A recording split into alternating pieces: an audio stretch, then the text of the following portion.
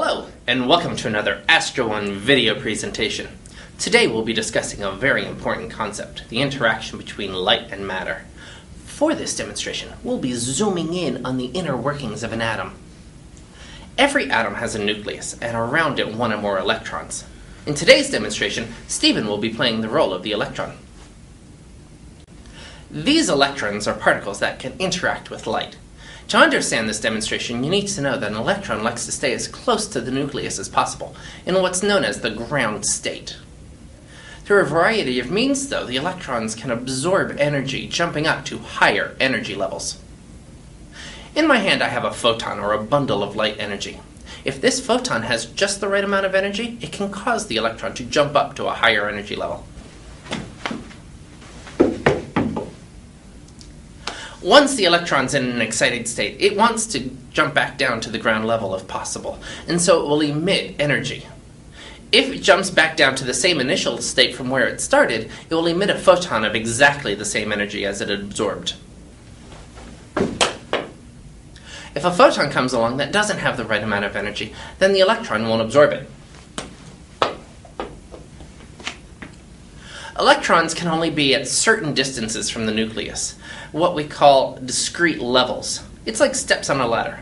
They can be at the first step, the second step, or the third step, but they can't be at step 2.5, for example. Now what if a photon of an even higher energy comes along, one that will allow the electron to jump up multiple levels? At this point, the electron now has one of two choices. It can jump back down to its initial state, emitting a photon of exactly the same energy as it absorbed, or the electron can jump down one level at a time, emitting photons of different energies than what it absorbed. This demonstration is important for understanding many concepts that we'll discuss in the future. For example, it explains why stars have dark lines or absorption lines in their spectrum. The cores of stars generates energies at many different levels, and as these photons travel through the star, they'll pass through an outer atmosphere which will absorb their favorite wavelengths, allowing the rest to pass through.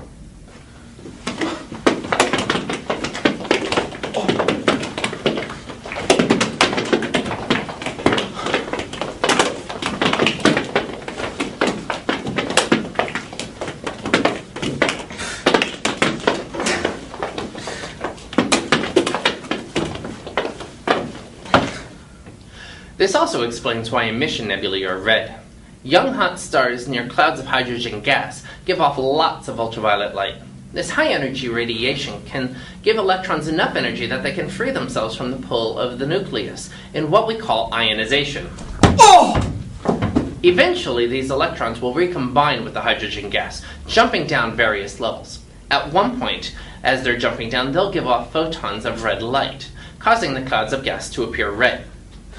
Join us again next time as we demonstrate another exciting astronomy concept. See you next time!